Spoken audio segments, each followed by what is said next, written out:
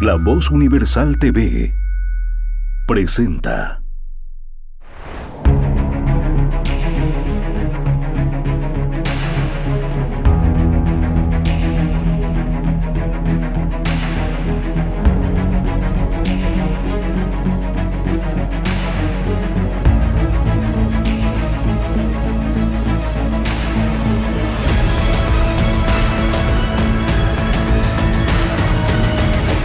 El Laberinto con Andrés Canseco. ¿Qué tal? Muy buenas, bienvenidos nuevamente a otro programa de El Laberinto. Estamos como cada semana presentándoles esta propuesta que tiene que ver con un programa de análisis, un programa de reflexión, un programa que, si bien es cierto, aterriza en el mundo de la cultura y los libros, no se despega tampoco de esta realidad tan peculiar que tiene Bolivia. Mi nombre es Andrés Canseco y durante los siguientes minutos estaremos inevitablemente analizando esta coyuntura que nos tiene nuevamente en un país al borde de la convulsión. Agradecerles a todas las personas que nos dan likes, que nos comparten el contenido, que nos dejan sus comentarios y que están siempre atentos al contenido de la página y del programa. También agradecer a la señal de radio La Voz Universal 91.2 que retransmite el programa y por supuesto al nuevo canal online La Voz Universal.tv que tiene entre su grilla con mucho honor al programa de El Laberinto. Iniciamos esta particular semana. Nos hemos tenido que fumar un fin de semana bastante complejo porque dentro de esta locura que significa el país, hay personas que se niegan a aceptar este nuevo escenario. Un escenario que no es el del 2016, que no es el del 2019, pero que quiere parecerse según lo que quieren, según los antojos de algunos autoritarios. Unos autoritarios que, disfrazados, que ocultos tras algunos otros de sus marionetas, intentan hacer insostenible nuestra convivencia. No hay duda de que la mentira constituye, como diría Ravel, la fuerza más grande que mueve al mundo. El problema está además en que sobre esa mentira se está queriendo construir o destruir, mejor dicho, lo poco que queda de este país. En su primer tomo, en la introducción a su primer tomo de El mundo como voluntad y representación, Arthur Schopenhauer menciona: la vida es corta y la verdad obra y vive largamente. Digamos la verdad. Y menciono este tema de la verdad porque mucho de este relato o metarrelato, si tienen alguna inclinación posmoderna, se está construyendo en base a una mentira, a una fantasía, a una sucesión de hechos bastante sacados de la realidad. Lo interesante acá es que lejos de tener que contarnos la historia, lejos de tener que recrearnos la historia, el único ejercicio que nos queda es solamente hacer un poco de memoria de algo que ha sucedido hace año y medio. Me refiero, por supuesto, a esta idea del famoso golpe de Estado que ha desencadenado lo que decíamos hace minutos, esta imposible convivencia. Es interesante cómo, a través de un fuerte ejercicio mediático, a partir de la repetición, de la tergiversación, pero además de unas teorías bastante locas, se quiere construir esta idea de ya que venía desde hace tiempo, de que entre octubre y noviembre del 2019 hubo un golpe de Estado en Bolivia. Fundamentaciones para negar esto hay muchísimas. Tenemos, por supuesto, muchas de carácter jurídico, de carácter constitucional, de carácter social, de carácter político, pero también tenemos muchas de carácter moral. En una de sus crónicas, Albert Camus escribe: la unión que necesitamos es una unión de hombres decididos a hablar claro y a correr riesgos. Y creo que hemos asumido esa realidad. Yo particularmente tenía la duda de cuándo iba a responder o con cuánto énfasis iba a responder la sociedad boliviana luego de la detención no solamente de Yanine Áñez, sino también de algunos policías y de algunos miembros de las Fuerzas Armadas por este famoso asunto del golpe, que tiene que ver no con justicia, hay que decirlo, sino que tiene que ver con una sanguinaria sed de venganza. Ese espíritu revolucionario, ese espíritu, y no lo digo como halago por si acaso, para mí el espíritu revolucionario no es un mérito, al contrario es un demérito, busca generar este tipo de venganzas, busca asentarse en la venganza, y hay muchas elucubraciones que se han hecho estos días acerca de cuál es la causa y qué se busca con esto, mucho más que es precisamente luego de las elecciones nacionales y departamentales, que empieza a reflotar esta persecución, y digámoslo con todas las letras, esta persecución. Y claro, uno puede entender que este ánimo de persecución siempre ha estado presente en el movimiento del socialismo, es su naturaleza, se alimenta de esta. Pero además hay una especie de ánimo, para mí, de querer rayarle la cancha a los nuevos actores políticos y a los no tan nuevos que han reincursionado en esta arena tan peculiar que es Bolivia. El momento de decirles: yo mando, yo decido, yo elijo, yo marco tu futuro. Y ojo con lo que me dices, y ojo con cómo te opones. Pero más allá de defender personas, y esto es lo importante para nosotros como ciudadanos, y es una herencia de lo que podemos rescatar, de las tantas cosas que podemos rescatar del 2019, que a pesar de sus sombras y de la posterior derrota electoral del 2020, nos deja muchas enseñanzas. Y es que hemos dejado, o estamos dejando, por fortuna, esa idea de dejar de defender, estamos dejando la idea de defender solamente personas, figuras, caudillos, sino empezamos a defender valores y principios. Por supuesto, no en todos los casos. Por supuesto, habrá todavía que seguir inculcando esa necesidad, pero hay un buen tránsito hacia aquello. Muchas de las personas, y me incluyo entre ellas, fuimos ferozmente críticos contra el gobierno transitorio por sus actuaciones, por cosas que no nos parecieron, no solamente en el manejo de la cuarentena, sino también en el manejo del Estado.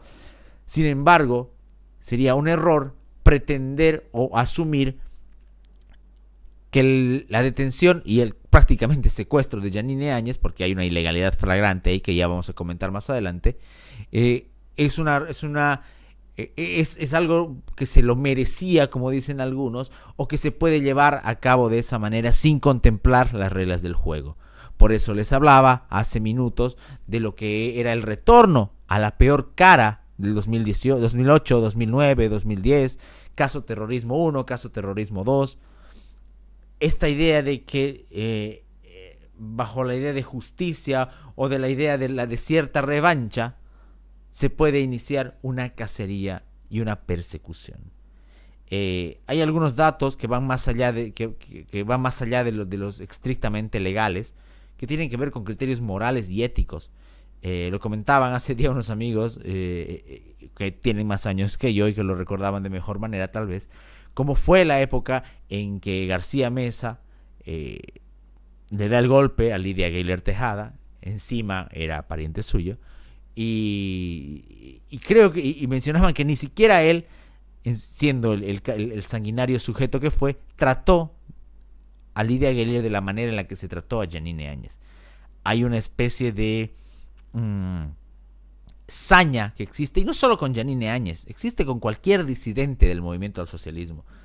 Se han dado cuenta, si ustedes revisan las imágenes de la detención de Yanine, cómo ella se da formas de hablar a través de un cuadrito ese por el que se puede abrir la reja, o cómo se la sienta en un lugar en que se la trata de manera indigna. Y esto es algo sistemático dentro del Estado boliviano, por cierto, va más allá de Áñez.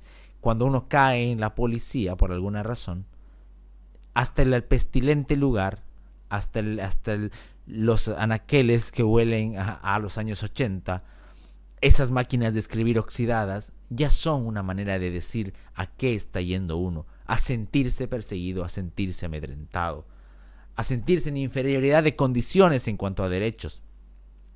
Y más aún cuando se trata de Yanine Áñez y el entorno político, insisto, y la hazaña que hay.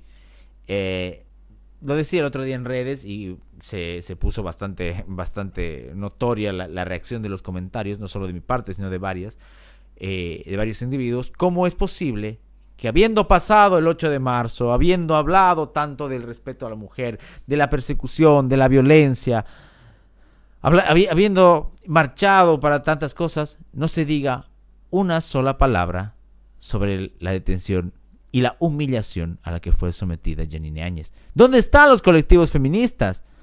¿Dónde están todas esas personas que marcharon, o que marchan, o que protestan? ¿O es que por tener cierta condición Yanine Áñez no va a ser considerada mujer? Y lo menciono porque no es la única institución que brilla por su ausencia. Lo son también algunas universidades, facultades de derecho, universidades públicas y privadas.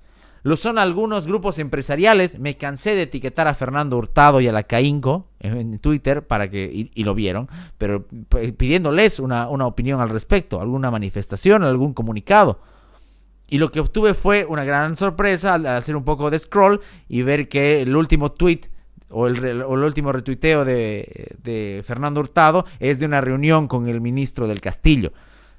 Inocencia la mía, por supuesto. Lo había con un ánimo lo hice también con un ánimo de ver hacia dónde lanzaba esa su muy conveniente posición. Hay que recordar que cuando Yanine Áñez estaba en el poder, se reunían y la recibían con un evento en CAINCO. Entonces, ya sabemos para dónde van los intereses generalmente de algunos empresarios. Y así nos podemos encontrar con varias instituciones que aún ahora brillan por su ausencia. Rescato hasta el momento en que estamos hablando el comunicado de ICACRUZ, el Ilustre Colegio de Abogados de Santa Cruz. Es igual un comunicado timorato, un comunicado que se escuda en su proceso eleccionario interno para decir que no pueden opinar sobre la coyuntura nacional. Una total estupidez, una total barrabasada. Pero bueno, más allá de esa gente y muchísimos más que podríamos nombrar que todavía no se han manifestado, hay otros que sí y lo han hecho de manera muy valiente. Hay un comunicado que me parece increíblemente oportuno, rápido y concreto de la Organización de Estados Americanos, de parte de su secretario. Debo admitir que a pesar de las luces y sombras y odios y amores hacia Almagro, este comunicado es muy importante y lo voy a decir en su causa, porque es oportuno. Porque raya una cancha que en su momento no se hizo y que por eso tuvimos esa crisis durante tanto tiempo y ese abuso durante el gobierno de Morales. Entonces el comunicado de la OEA, que insta a la independencia de poderes, que insta a la comisión a la creación de comisiones internacionales que verifiquen la transparencia, que insta además a que paren las detenciones y los abusos sobre el poder judicial, es un comunicado saludable y además muy, muy oportuno. Hay comunicados en el caso específico de la jueza Mendizábal de Chuquisaca, que ya vamos a comentar en unos minutos, que también están siendo apoyados por algunas universidades, la Escuela de Jueces, el Colegio de Abogados de Chuquisaca. Entonces hay también gente que lo está haciendo. Y por supuesto está la ciudadanía, que se manifestó masivamente en varios departamentos. Insisto, yo no esperaba ese gran apoyo tan rápido. Me parece que hay muchas cosas con las que uno puede no estar de acuerdo, y es sano que así sea con la dirigencia, tanto cívica como política, saliente y entrante, pero hay que recordar que, como nos decía Camus, es un tiempo de unir hombres fuertes y que asuman los riesgos. Y creo que la unión en este caso tiene que ver con algo mucho más grande que los afanes partidarios. Lo ha entendido la ciudadanía, o lo está entendiendo. Ojalá que lo entienda también la clase política y la clase cívica. Y estamos comentando acerca de las particularidades bastante jocosas que pueden tener este tipo de acusaciones. Mencionaba hace rato el tema de la juez Mendizábal en Chuquisaca, que de una manera muy valiente, como podemos ver, ha mandado a estudiar derecho a quienes quieren romper la independencia del órgano judicial. Pues bueno, que estudien derecho, que estudien un poco el derecho y sepan que los jueces somos independientes en el ejercicio de nuestras funciones. Eso lo dice la Constitución Política del Estado, eso lo dicen los tratados internacionales, lo dicen los principios de Bangalore. Entonces, los jueces somos independientes. Para eso existe el sistema de impugnaciones que bueno, si no están conformes con mi decisión, hay gente que puede revocar esa decisión, hay superiores en grado que pueden hacerlo o no. Mire, yo soy una persona que acaba de salir de la muerte prácticamente por la enfermedad que he tenido y le he prometido a Dios que no voy a hacer maldades, que nunca voy a hacer maldades. Una declaración que seguramente va a hacer eco y además necesita del respaldo de otros tribunales y de otros jueces. A ver, quiero que se entienda bien esto. No se trata de la defensa de personas, se trata de recuperar principios, terminar tal vez una tarea que quedó truncada en el 2019 y que se puede todavía reencauzar. Entonces, ese tipo de rechazos a las injerencias, ese tipo de expresiones contra el abuso político son muy importantes. Además que marcan un poquito lo que les decía, la pésima calidad de quienes realizan este tipo de acusaciones, este tipo de triquiñuelas legales por parte del gobierno. Entre ellos hay un capítulo especial para el ministro de Justicia, un completo incompetente y además una persona con muy bajo criterio jurídico, no solo político, sino jurídico. Pero en el caso específico tenemos acá para compartir, y lo vamos a poner en la página, toda la imputación formal de este famoso proceso de justicia, que por supuesto tiene que ver más con venganza, encabezado y que se fue presentado, recordarlo, a fines del año pasado por la entonces diputada Lidia Patti, una figura bastante pintoresca, y no me refiero a su vestimenta. Es interesante porque parte de la acusación, como pueden ver ahora, se basa en un libro titulado Golpe de Estado, la historia no contada de una conspiración, segunda edición especial 2020. En ningún momento siquiera se pone el autor del libro. No sé quién será el autor de ese libro. Yo no sé, de verdad. A ver, yo no sé qué criterio tienen estas personas. Primero, que realizan este tipo de querellas. Segundo, quiénes las reciben, quiénes las evalúan y quiénes les dan curso. Porque un libro que ni siquiera es citado, que ni siquiera es bien citado, porque hay algunos fragmentos, pero que ni siquiera es identificado en su autoría, se vuelve un elemento para el accionar del Ministerio Público. Pero no solo eso. En su punto 4 marca como un antecedente una nota de radio TV Chiquitania de fecha 10 de noviembre del 2019. O sea, es tan convincente, hemos dicho, es tan pobre y tan poco convincente ese relato que se tiene que recurrir a eso. Además que siendo una acción del Ministerio Público, deja de tener ningún carácter legal. Se vuelve, si ustedes leen el documento, se van a encontrar con que es un elemento completamente político, con declaraciones políticas, y que muestra, insisto, la pobreza, la mediocridad, la baja calidad que hay dentro de los funcionarios del gobierno. Ni siquiera para perseguir tienen un poco de cerebro y de talento.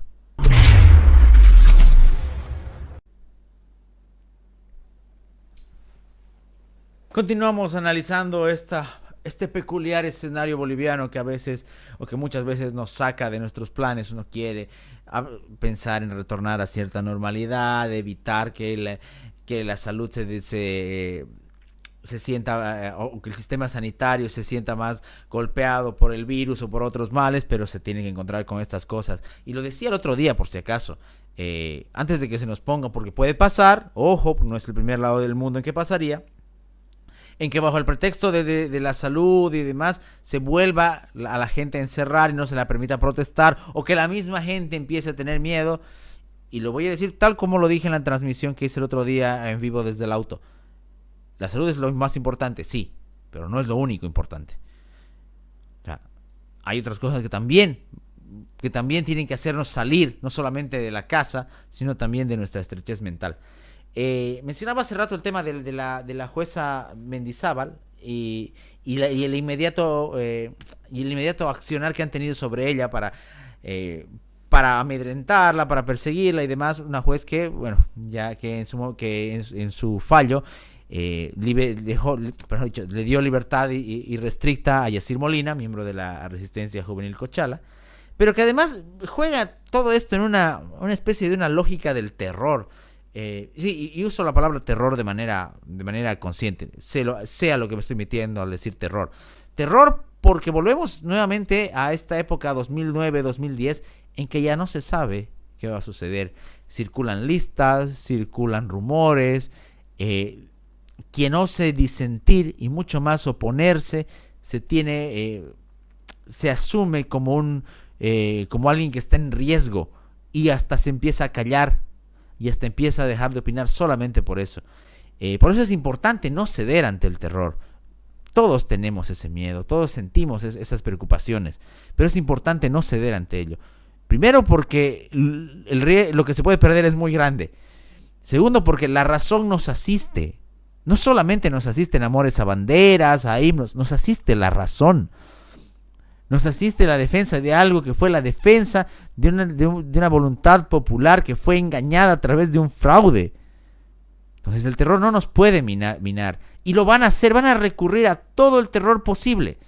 Fíjense, hay cosas que son terribles. No se puede allanar un domicilio, aún con orden judicial o del Ministerio Público, de la Fiscalía, en horas de la noche. Hay horarios para eso. A la señora Áñez y a sus sobrinos, insisto que tampoco se trata de generar una aura sobre ellos, pero estamos hablando de hechos y de principios, no de personas. Lo sacaron a la madrugada de su casa. Eso es completamente ilegal.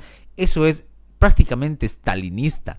No es prácticamente, es stalinista. Podemos recordar uno de los grandes fragmentos de Alexander Solzhenitsyn, Premio Nobel de Literatura de 1970. En su primera parte, cuando empieza a contar todo lo que sucede cuando un hombre es llevado al Gulag, hay un capítulo que es muy fuerte y tiene que ver con la detención. Y justamente es eso lo que está pasando. Una detención que no respeta procedimientos, que no se acerca siquiera a la legalidad, que no se apega a ninguna norma ni a ningún principio jurídico. Es justamente esa idea del terror, esa lógica del terror en la que se mueve. No se olviden que teníamos que hay un jacobino todavía por ahí, el que se llamaba el último jacobino. Y este terror, insisto, tiene ese objetivo de desmoralizar, de hacer que la gente se calle, de hacer que la gente no salga a protestar. Insisto, hay mucho que se puede perder, pero también hay mucho que se puede recuperar. Y la tarea de recuperarlo empieza justamente asumiendo la importancia de este desafío. El terror no nos puede hacer retroceder. El terror más bien tiene que ser una especie de ejemplo de lo que puede pasar y de lo que hay que evitar. Pero si recordamos al Solzhenitsyn, también tendríamos que recordar a otro autor, porque es también parte de lo que les decía hace rato. Me refiero a Orwell. Seguramente muchísimos ya están cansados de escuchar las comparaciones de los gobiernos autoritarios con 1984, Rebelión en la Granja, obras que siempre vale la pena revisar. Pero hay un hecho particular que a mí me parece interesante en esta analogía boliviano-orwelliana, esta realidad orwelliana en Bolivia, que es la idea de borrar el pasado. Hace minutos observaba cómo, y lo trataba de verificar y lo lograba, cómo el Twitter oficial de la Cámara de Diputados de Bolivia borraba un tweet que ellos mismos habían sacado del año 2019, en el que están levantando la mano todos los diputados por unanimidad, tanto del movimiento al socialismo como de las otras tiendas políticas, aprobando la ley que le permitía gobernar durante ese periodo transitorio a Yanine Áñez. Lo borraron pensando que nunca nadie le saca screenshots o que se puede olvidar la gente, etc. Lo mismo hizo la Defensoría del Pueblo. Hay un pedido de la Defensora del Pueblo, esa mujer tan laxa, tan amigable con los abusos del partido, del movimiento al socialismo, pero a la vez tan dura con otros partidos. Exactamente, su oficina había tuiteado igual, sugiriendo la renuncia ya en noviembre del 2019. También lo borraron. Insisto, esta es una práctica muy, muy stalinista. Hay que recordar que Stalin borraba de las fotos a Trotsky, ya en ese tiempo, sin la existencia de Photoshop. Hay que recordar también cómo es que es de importante el tema de la educación, porque a través de la educación también se puede ir borrando la historia real y acomodándola de una manera muy conveniente. Por eso es que nos preocupan tanto estas cosas, porque no solamente es un atropello político, sino es un atropello intelectual, cultural y moral. Es por eso que estamos angustiados y estamos con esta clase de expresiones, de necesidad de comprender la dimensión de aquello frente a lo que estamos. No es un camino fácil, lo decía hace rato, pero tiene que hacerse.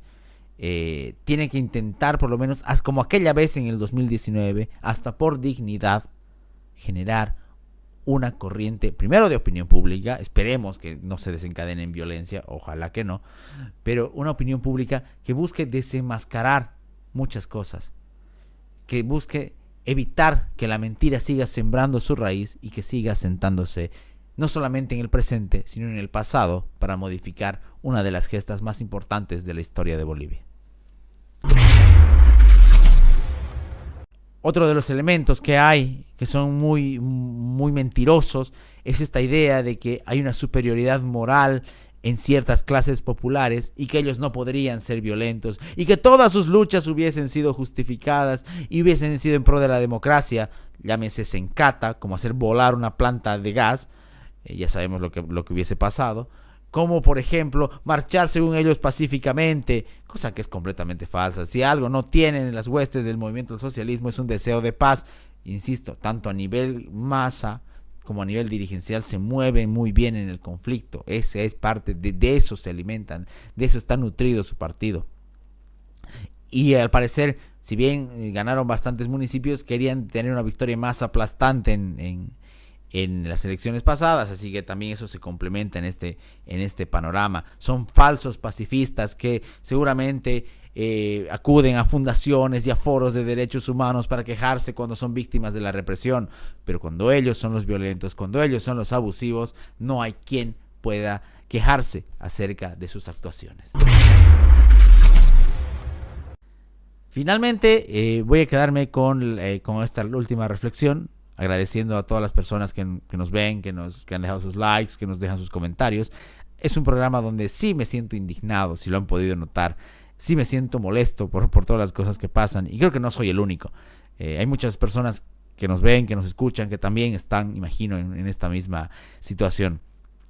Y para finalizar me voy a quedar con esta teoría lo que yo le llamo la teoría del muñeco. Porque me pregunto, porque es una teoría, porque no tengo una respuesta clara. Y es, ¿qué es Luis Arce? De verdad, yo no creo que esté gobernando Luis Arce. Por supuesto, formalmente él es el representante del gobierno. Pero hay momentos en que no solamente en el discurso, sino en la práctica, no es más que una marioneta, no es más que un títere. Y ojo, ¿no? Y ojo, porque esto ha pasado. El otro día un gran amigo ponía este comentario, y lo pueden buscar ustedes en Google o en cualquier otra fuente, lo que pasó con Héctor Cámpora y el caso de Argentina. Un gobernante que había vivido tanto a la sombra de uno que simplemente no pudo hacer más en determinado momento, y que fue siempre su sombra, y que sí cumplió obedientemente lo que le mandaban. Ese es el caso de lo que tenemos acá.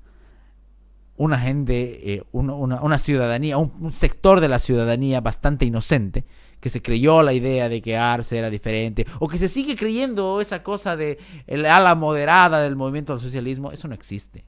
Eso no existe. Sáquenselo de la cabeza. No existe un ala moderada. Todos van por todo. Buscan botín, y ese botín se llama Estado. Buscan presas, y esas presas son las personas que están siendo perseguidas. Buscan tesoros, y ese tesoro para ellos es quedarse en el poder. Así que, sin miedo de poder desenmascarar esta idea del ala moderada y el ala radical, hay que decirlo así, como que este partido azul es aún la peor desgracia que ha podido caer para nuestros tiempos. Bien, ahora sí vamos finalizando. Agradecerles nuevamente a todas las personas que nos han dejado likes, que dejan sus comentarios, que comparten el contenido del programa, que comparten también la información que estamos sacando durante estos días tan peculiares. agradecer a Radio La Voz Universal por retransmitir el programa, agradecer al Instituto de Ciencia, Educación, Economía y Salud, agradecer por supuesto a lavozuniversal.tv, el nuevo canal online que tiene entre su grilla al laberinto, y me quedo con el simple mensaje de que la libertad no es algo que se nos regala. La libertad es algo por lo que lamentablemente, y más en países latinoamericanos, tenemos que defender, tenemos que preservar, pero para eso debemos comprenderla primero. Desde ese espacio, desde el laberinto, durante los más de 2 años que hemos estado, tratamos de hacer hincapié en la importancia de defender estos valores como la libertad, la democracia y otros, para que justamente cuando vengan estos momentos difíciles, complicados, podamos tener la conciencia, podamos tener aún más la conciencia de lo que está en riesgo. Mi nombre es Andrés Canseco y nos volveremos a encontrar ya sea en la siguiente semana o ante cualquier transmisión en vivo que haga falta en este tan peculiar país. Que tengan un muy buen descanso. El laberinto con Andrés Canseco.